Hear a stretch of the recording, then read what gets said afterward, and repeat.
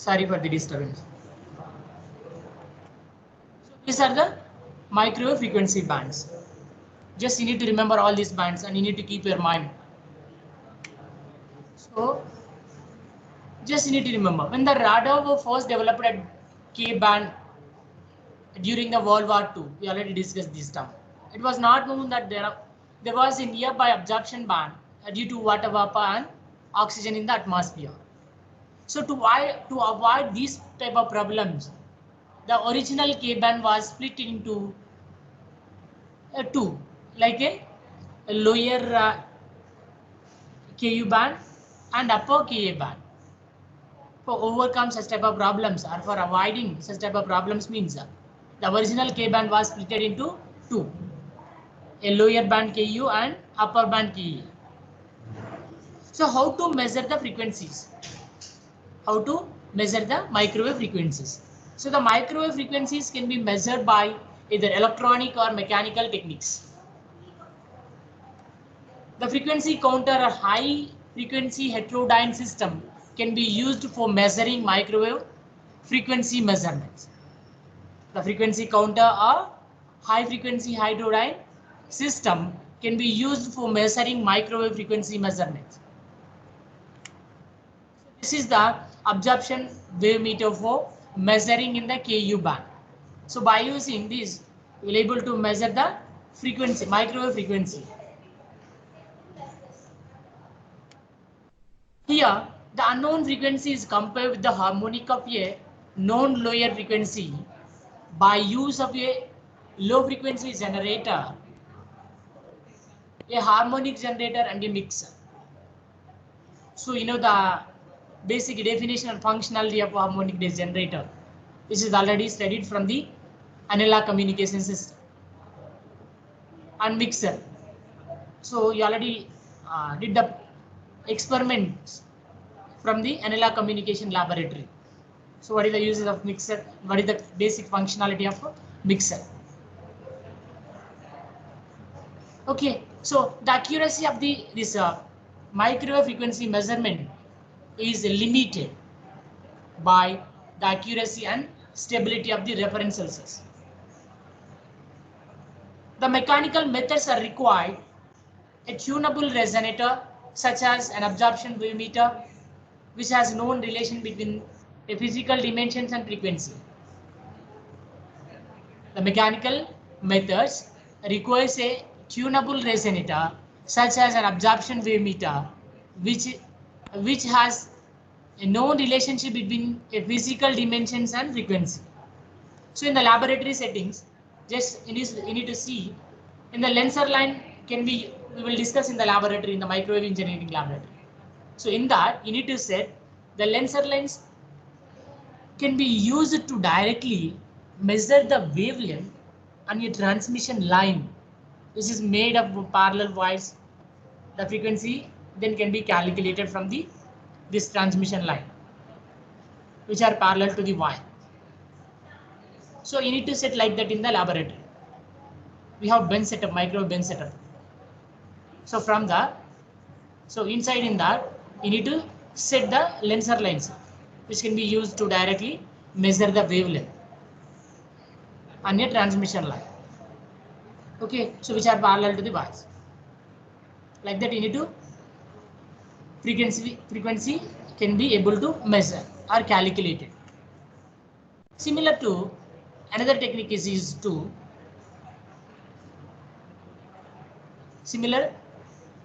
CNC. A similar technique is used to a slotted waveguide or slotted coaxial line to directly measure the wavelength. So these devices consisting of a probe which is introduced into the line through a longitudinal slot so that the probe is freely to travel up and down the line. So the devices consisting of a probe introduced into the line to the longitudinal slot so that the probe is free to travel up and down the line. The slotted lines are primarily intended for a measurement of the voltage standing These slotted lines are primarily invented for measurement of the voltage standing wave ratio on the line. The voltage VSWR. You need to remember. These slotted lines are primarily intended for measurement of the voltage standing wave ratio on the line, VSWR, on the line. However, which is provided a standing wave is present, they may also be used to measure the distance between the nodes, which is equally half the wavelength, which is equal to half the wavelength. The precision of this method is limited by determination of the nodal locations. So in the diagram, you need to make it the nodal locations. So which are limited by the determination of the nodal locations. Next, what are the effects will getting on human health? Effects on human health. The microwaves do not contain sufficient energy. The microwaves do not contain sufficient energy to chemical changes substances by ionization, and so is an example of non-ionization radiation. Non-ionization or non-ionizing radiation. Just you need to remember, microwaves do not contain sufficient energy to chemically change substances by ionization, and so is an example of non-ionizing radiation. The word radiation refers to energy radiating from a source and not to radioactivity. The word radiation refers to energy radiating from a source and not to radioactivity. It has not been shown conclusively that microwaves have significant adverse biological effects at low levels, which means that a non-ionizing electromagnetic radiation. This is other non-ionizing electromagnetic radiation. Some, but not all. In it, studies suggested that a long-term exposure may have carcinogen effect, which means that this is a separate from the risk associated with very high intensity exposure, which can cause heating and burns like any heating source, and not a unique property of microwave specifically. Microwave specifically. So during World War II, it was observed that individuals in the radiation path of radio installations experienced clicks and buzzing sounds in response to microwave radiation. So during World War II, it was observed that individuals in the radiation path of radar installation experienced clicks and buzzing sounds in the response to microwave radiation. This means that this microwave auditory effect was throughout to be caused by the microwaves, inducing an electric current in the hearing centers of the brain. Hearing centers of the brain. A research by NASA in 1970s has shown in this to be caused by thermal expansion in parts of the inner ear. So in 1955, Dr. James Lovelock was able to reanimate rats chill to 0 to 1 degree Celsius using microwave diathermy, When injury from exposure to microwaves occurs, it usually results from dielectric heating induced in the body. When the injury from exposure to microwaves occur, it is usually results from dielectric heating induced in the body.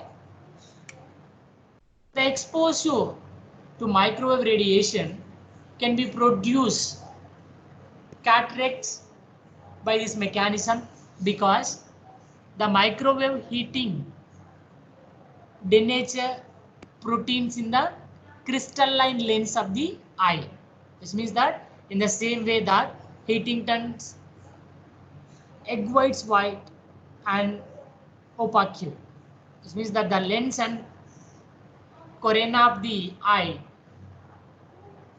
are especially vulnerable because they contain no blood vessels that can carry away heat. The exposure to heavy doses of microwave radiation can produce heat damage in other tissues as well, up to and including serious burns that may not be immediately evident because of tendency for microwaves to be heat deeper tissues with higher moisture content. With higher moisture content. Just see, this is the microwave vacuum tubes family. This is microwave vacuum tubes family. This means that the microwave tubes are classified into basically two types.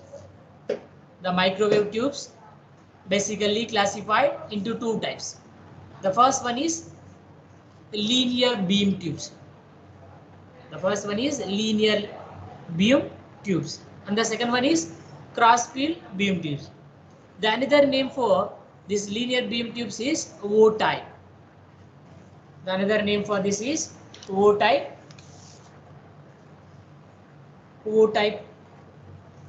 microwave tube. And the another name for cross field tube is M-type microwave tube.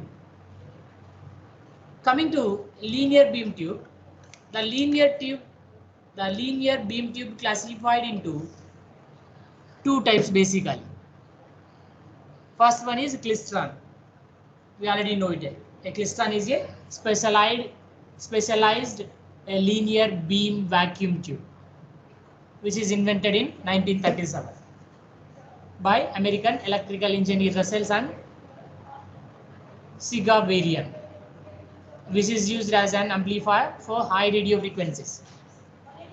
For high radio frequencies from ultra high frequency on the control grid. We will discuss in detail in coming slides. Coming to the second classification is from the linear beam tube is slow wave structure. Slow wave structure. Coming to klystron, the klystron is classified into three types. The first one is two cavity type, and the second one is reflex type, and the third one is multi cavity type. That two cavity resonator we already discussed. Right, coming to again we will discuss in detail in this. Okay, the two cavity type, the best example for that is amplifier. Two cavity type. Best example for two cavity type is amplifier. Because that reason we already discussed, which is used as an amplifier. From where?